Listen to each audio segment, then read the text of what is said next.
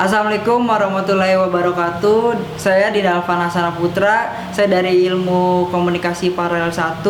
Saya akan menjelaskan secara singkat dan jelas tentang materi dari mata kuliah pertemuan pertama hingga kelima. Yang pertama, tentang diagnosis jiwa melalui critical thinking. Critical thinking ini menjelaskan tentang pendekatan critical thinking untuk memahami diri kita dari apa dan untuk apa kita diciptakan oleh Allah Subhanahu wa taala.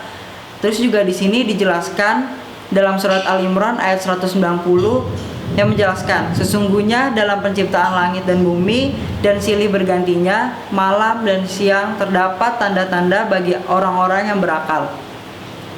Orang-orang yang mengingat Allah sambil berdiri atau duduk atau dalam keadaan berbaring dan mereka memikirkan tentang penciptaan langit dan bumi. Ya Tuhan kami, tiadalah Engkau menciptakan ini dengan sia-sia. Maha suci Engkau, maka peliharalah kami dari siksa neraka.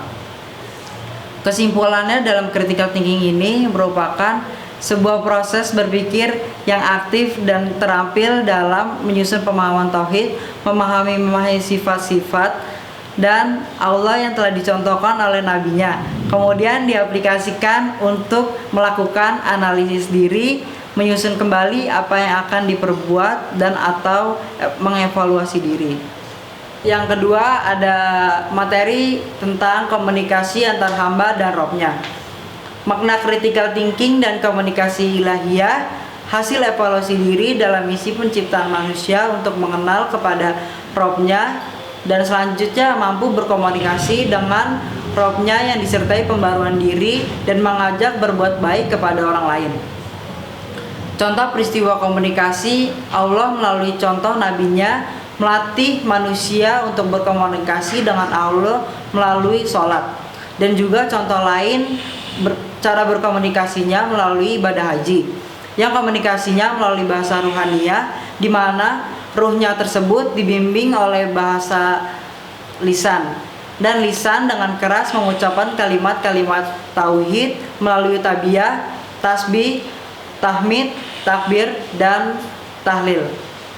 Adapun segitiga proses dalam critical thinking, yang pertama, critical thinking itu menangkap isi pesannya, dan yang kedua ada self communication, yaitu pakailah sifatnya.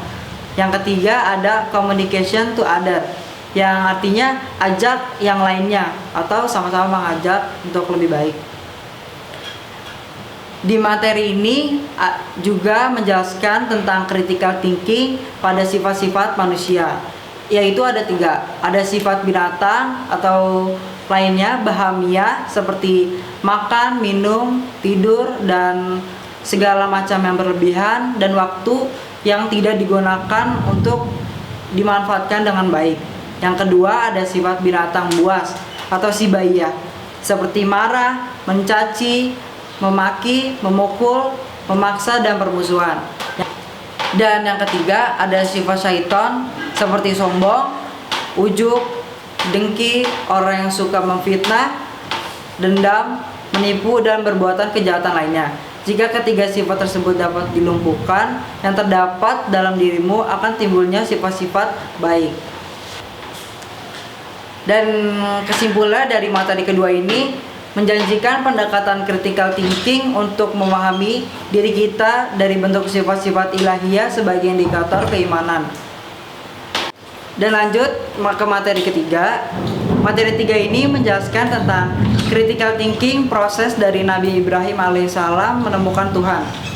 Proses atau langkah-langkahnya ini sudah dijelaskan pada ayat 75 sampai 78, dan kemudian pada ayat 79 merupakan hasil dari kesimpulan pencarian beliau dan menjadikan tesis tauhid. Kesimpulan dalam ayat-ayat tersebut menceritakan tentang pengamatan beliau melalui fenomena alam seperti matahari, bulan, dan bintang.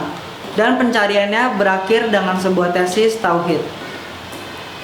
Ada 3 cara atau langkah-langkah cara mengimplementasikan ajaran-ajaran Nabi Ibrahim alaihissalam. Yang pertama ada pandangi monumennya atau pahami inti ajaran Nabi Ibrahim Gunakan critical thinking, bangun intelektual melalui bimbingan Al-Quran. Dan yang kedua, setelah dipahami dari yang pertama, bangunlah keyakinan dari bukti-bukti yang telah diverifikasi dan muarakanlah keimanannya. Yang ketiga itu amalkan. Amalkan dan praktekkan dari apa yang sudah dipahami sehingga ada rasa tauhid di dalamnya. Lanjut yang keempat. Materi keempat ini menjelaskan tentang model pembaharuan Nabi Ibrahim. Pembaharuan Nabi Ibrahim ini dijelaskan dalam Quran Surah Al-Anbiya ayat 58 hingga 68. Nabi Ibrahim membangun karakter bangsanya agar sejalan dengan misi ilahiyahnya berupa cahaya kebenaran, seperti dijelaskan dalam Quran Surah Al-Anbiya ayat 51 yang menjelaskan, sesungguhnya telah kami anugerahkan kepada Nabi Ibrahim hidayah kebenaran sebelum Nabi Musa dan Harun. Dan adalah kami mengetahui keadaannya. Ingatlah ketika Ibrahim berkata kepada bapaknya dan kaumnya, patung-patung, apakah ini kamu tekun beribadah kepadanya? Proses tahapan pembaruan Nabi Ibrahim adalah ada 4. Yang pertama, ada pembaruan dimulai dari diri sendiri. Dan yang kedua, dia bangun pembaruannya melalui keluarganya. Dan yang ketiga, dia perluas lagi pembaruannya kepada masyarakat.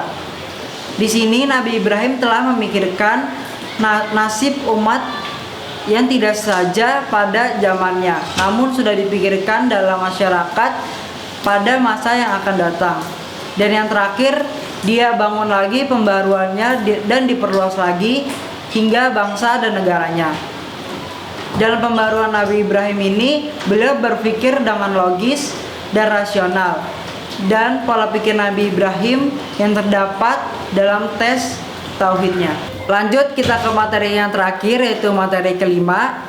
Di sini menjelaskan tentang nasionalisme dari Nabi Ibrahim alaihissalam. Nasionalisme dalam ajaran Nabi Ibrahim alaihissalam tersebut dapat dipahami oleh kita sebagai salah satu pemahaman yang menciptakan sebuah satuan kedaulatan dari suatu atau sebuah negara dengan mewujudkannya ajaran tauhid dalam ajaran untuk umat manusia. Dalam ajaran tauhid ini, beliau menjelaskan melalui pendekatannya secara nasionalisme. Dalam ajaran tersebut disampaikan menggunakan bahasa dari kaumnya atau bahasa dari negara tersebut agar dapat mudah dipahami dan juga dapat memberikan penjelasan dengan terang dan jelas.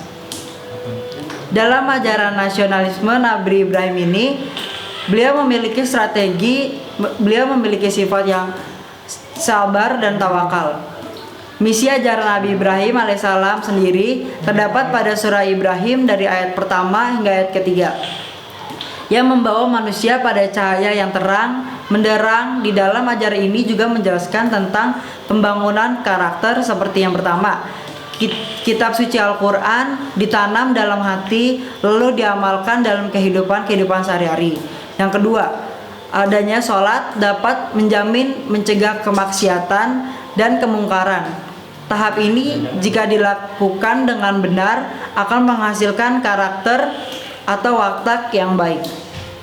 Yang ketiga, lalu akan terwujudnya sifat amaliyah yang terlihat dalam tata kelola dunia seperti perdagangan pemerintah, ekonomi, dan dalam dunia sosialisasinya. Yang juga tercermin sifat adil, bijaksana, jaminan rasa aman, dan rakyat akan sejahtera. Itulah penjelasan dari saya materi 1 dan 5. Kurang lebih mohon maaf. Assalamualaikum warahmatullahi wabarakatuh.